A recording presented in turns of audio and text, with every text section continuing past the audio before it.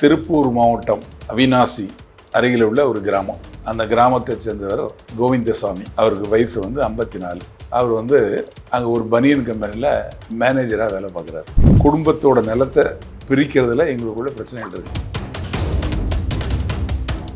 ஓனோட wife school டீச்சராக இருக்காங்க. அவங்களுக்கு மாத சம்பளம் கிட்டத்தட்ட 60,000 70,000 வருது. அப்படி இருக்கல உனக்கு என்னடா கஷ்டம் அப்படிங்கிறாரு. எனக்கு உள்ள சொத்தையாவது பிரித்து கொடு, நீ பிரித்து கொடுத்தா நான் அதை விற்று என்னோடய செலவுகளை நான் பார்த்துக்குவேன், எவ்வளோ நாளாக உன்னை கேட்டுகிட்டு இருக்குது அப்படின்னு இவர் கேட்குறாரு. இவர் சூடாக கேட்கப்பா, இப்போ என்னடா அவசரம், அப்புறம் பார்க்கலாம் அப்படிங்கிறாரு.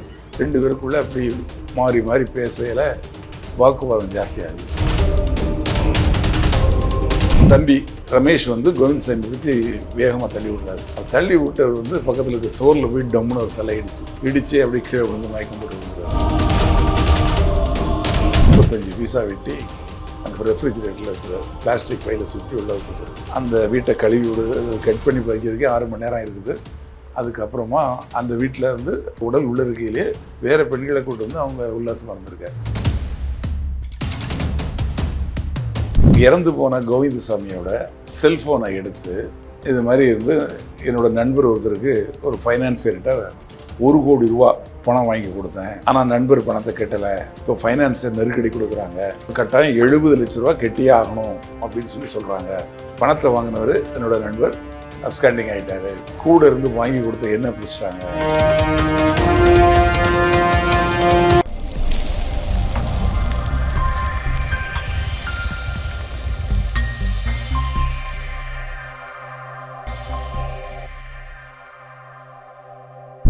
வணக்கம்.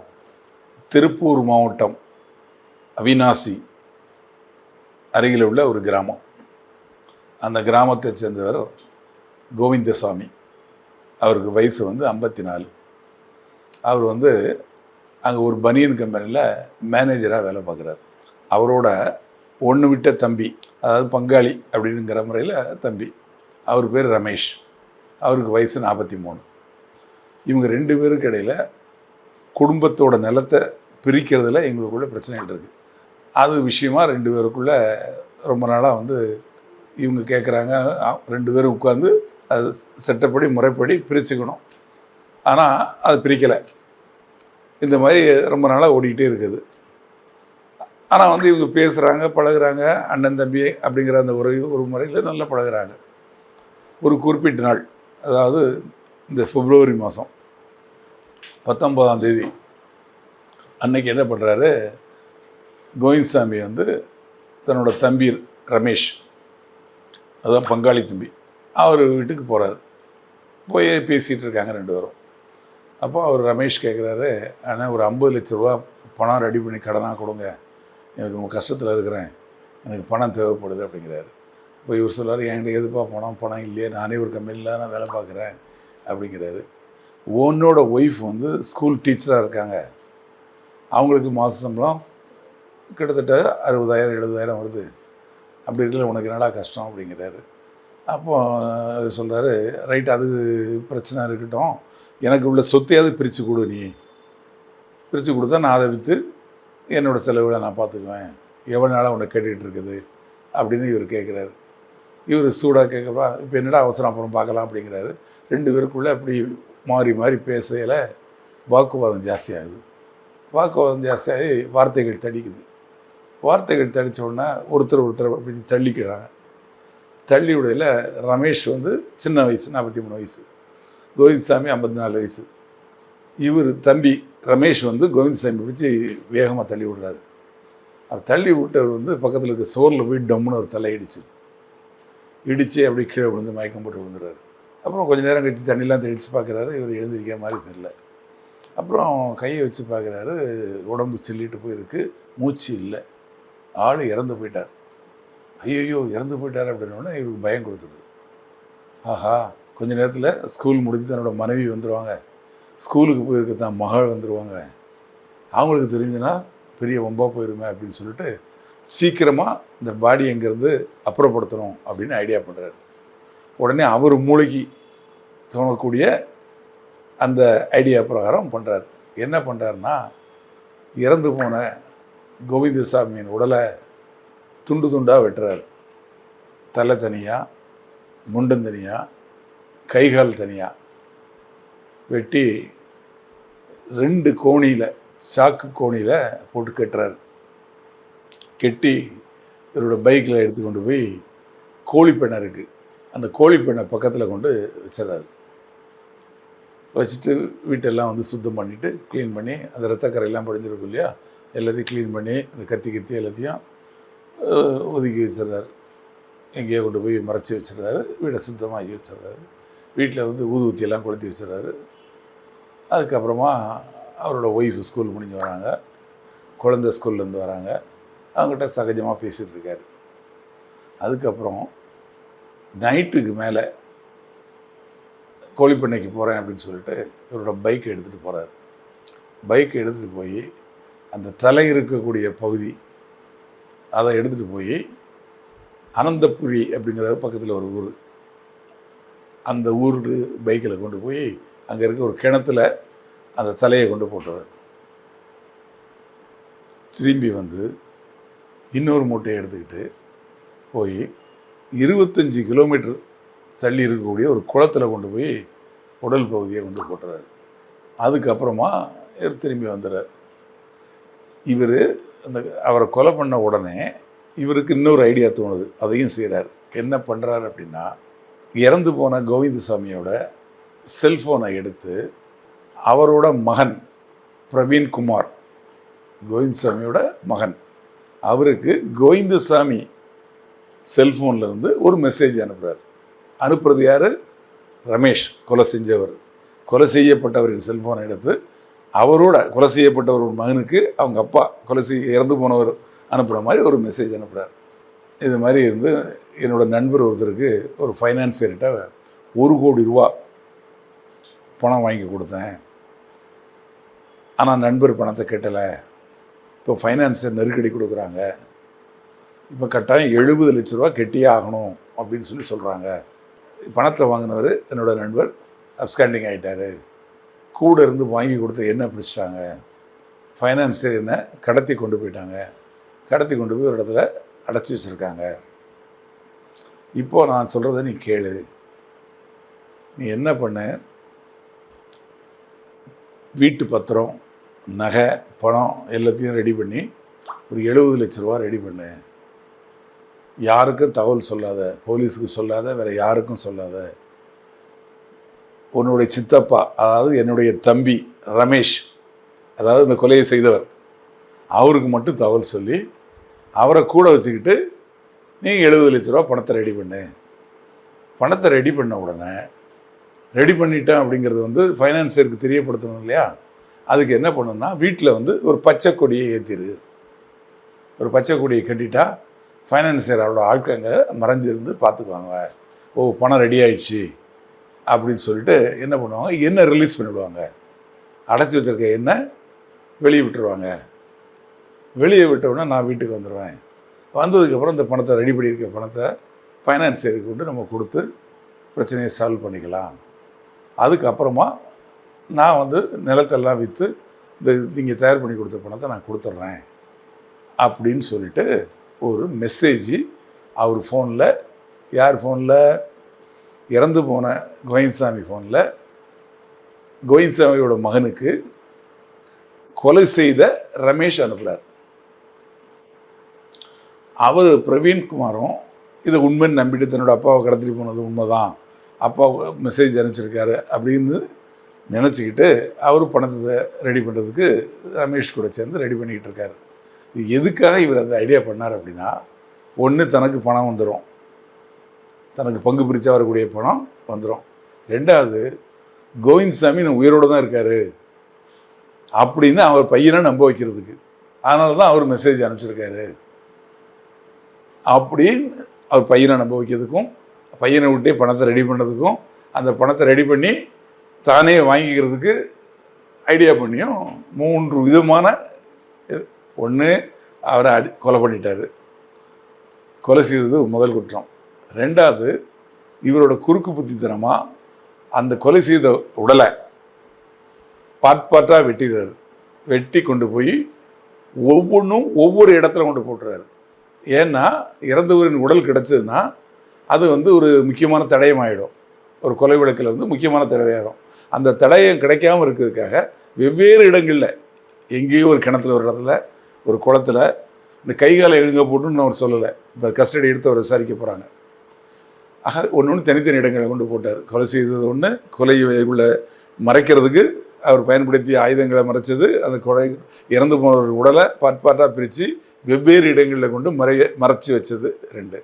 3வது, இறந்து போனவர் உயிரோடு இருக்கிறார் அப்படிங்கிறத நம்ப வைக்கிறதுக்காக அவரோட ஃபோனை பயன்படுத்தியே அவரோட மகனுக்கு மெசேஜ் அனுப்புகிறார்.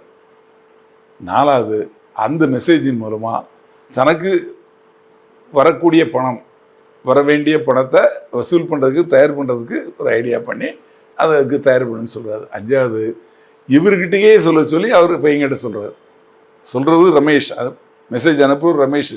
ஆனால் அந்த ரமேஷில் மெசேஜில் என்ன சொல்லப்படுது, ரமேஷ் சித்தப்பாவை கூட வச்சுக்கிட்டு பணத்தை ரெடி பண்ணு.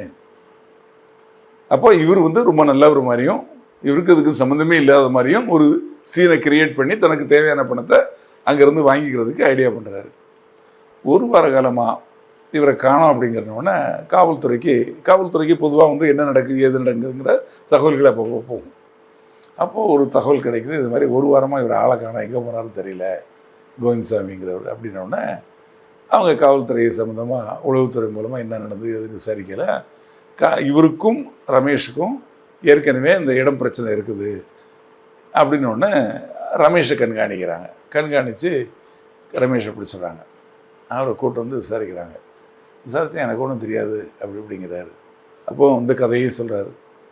அவரோட பையன் கூட என்கிட்ட வந்து சொன்னார், அவங்க அப்பா வந்து யாரோ ஃபைனான்சியர் பிடிச்சிட்டாங்க, அதனால் 70 லட்ச ரூபா கொடுத்தா தான் விடுவாங்க, அதனால் பணத்தை ரெடி பண்ணுறதுக்கு என்ன கூட வச்சுட்டு ரெடி பண்ண சொன்னாங்க, அவர் பையனை வேணால் கூப்பிட்டு கேட்டு பாருங்கள் அப்படிங்கிறாங்க. பையனையும் கூப்பிடுறாங்க, பிரவீன்குமாரை கூப்பிட்டு கேட்டால் அவர் செல்ஃபோன் எடுத்து வந்து இதை மாதிரி எங்கள் அப்பா மெசேஜ் அனுப்பிச்சிருக்காரு, இதை மாதிரி சமாச்சாரம் என்ன ஏது அப்படின்னு சொல்லிட்டு அவர் விவரங்களை சொல்கிறாரு.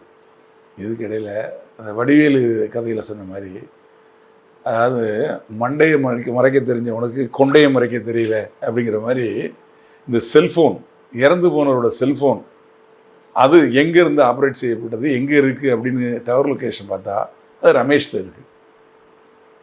ஆக கையும் குழம்புமாக ரமேஷ் வந்து இதில் மாட்டிக்கிட்டு அவரை பிடிச்சி விசாரிக்க வேண்டியதுமா விசாரித்ததுக்கப்புறம் அவர் உண்மையை சொல்கிறார். இது மாதிரி நடந்தது, இப்படி தான் அவர் இறந்து போனார், நான் தான் கொலை பண்ணதுக்கப்புறம் அந்த கொலையை மறைக்கிறதுக்காக உடலை துண்டாக வெட்டினேன், 2 கோணியில் வெட்டி எடுத்துக்கொண்டு போய் கோழி பண்ணைக்கிட்ட வச்சுட்டேன் பைக்கில் போய்.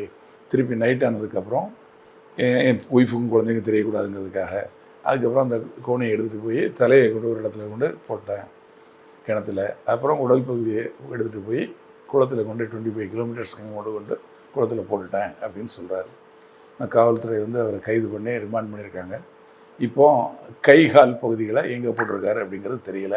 அதை பற்றி அவரை விசாரிக்கிறதுக்காக அவரை போலீஸ் கஸ்டடி எடுத்து விசாரிக்க போகிறாங்க. இதிலேருந்து என்ன தெரியுதுன்னா, அண்ணன் தம்பியாக இருந்தாலும் வயிறும் வேறு அப்படின்னு சொல்லுவாங்க. இவங்க 2 பேரும் அண்ணன் தம்பி தான், கூட பிறந்த அண்ணன் தம்பி இல்லாட்டியும் ஒன்று விட்டு அண்ணன் தம்பிங்க.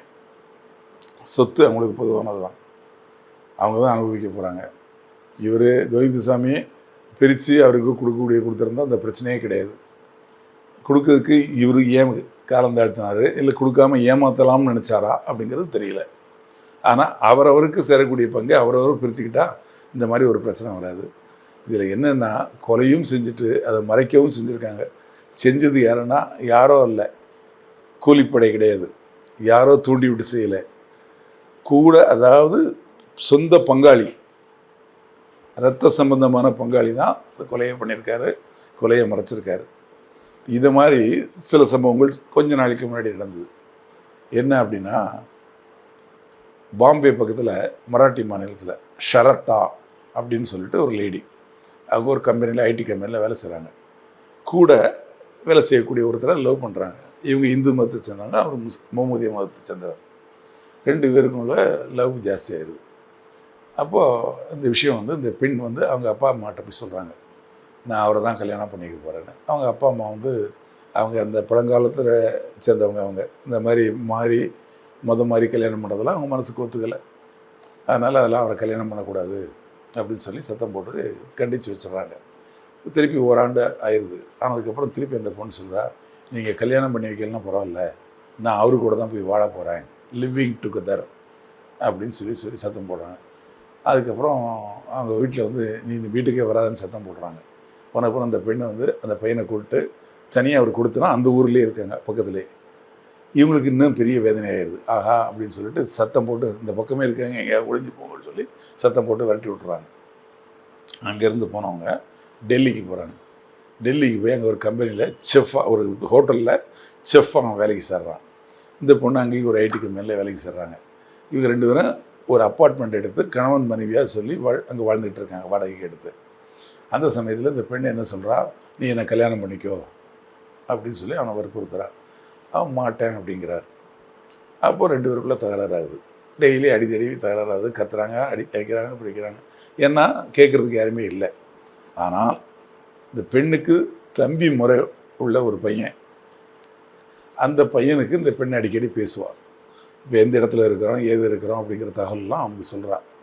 அந்த பையன் வந்து அவங்க அப்பாக்கிட்ட போய் சொல்கிறான். அதெல்லாம் இந்த மாதிரி இந்த இடத்துல இருக்காங்க அவங்க பொண்ணு, அந்த பையன் கூட தான் இருக்காங்க, டெல்லியில் இருக்காங்க, நல்லா இருக்காங்க அப்படின்னு.